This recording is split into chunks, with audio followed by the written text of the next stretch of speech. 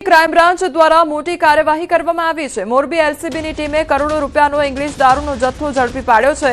બાતમીના આધારે ચોટીલા રાજકોટ હાઈવે પર શુગર એન્ડ સ્પાઇસ હોટલ નજીક એલસીબીએ દરોડા પાડ્યા હતા અને દરોડા દરમિયાન એક વાહનમાંથી કુલ 31,752 બોટલ વિદેશી દારૂ અને બિયર મળી આવ્યા હતા, જેની અંદાજિત કિંમત આશરે 1,93 લાખ થાય છે।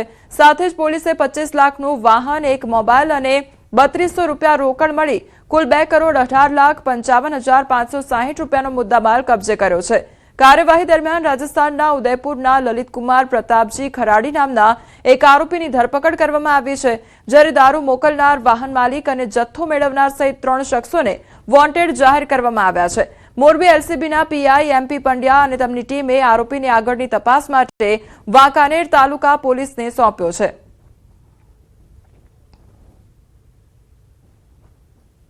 સંવાદદાતા રવિ અમારી સાથે જોડાઈ ગયા છે। રવિ, દારૂનો જથ્થો જપ્ત કરવામાં આવ્યો છે, કયા પ્રકારે આખો પર્દાફાશ કરવામાં આવ્યો હતો? મોરબી ક્રાઇમ બ્રાન્ચને એક ચોક્કસ બાતમી મળી હતી કે એક મોટા વાહનમાં વિદેશી દારૂનો જથ્થો પસાર થવાનો છે। આ બાતમીના આધારે હાઈવે પર શુગર અને સ્પાઇસ હોટલ નજીક વોચ ગોઠવવામાં આવી હતી। શંકાસ્પદ વાહનને અટકાવીને તલાશી લેતા પોલીસ પણ ચોંકી ઉઠી હતી। વાહનમાંથી પંજાબમાંથી આવેલો વિવિધ બ્રાન્ડનો દારૂ જોવા મળ્યો હતો અને આ પંજાબના ભટિંડા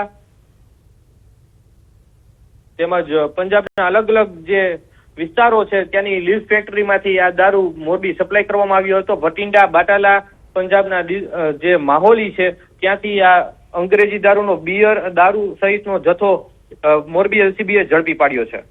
જી રવિ, સમગ્ર માહિતી બદલ આપનો આભાર।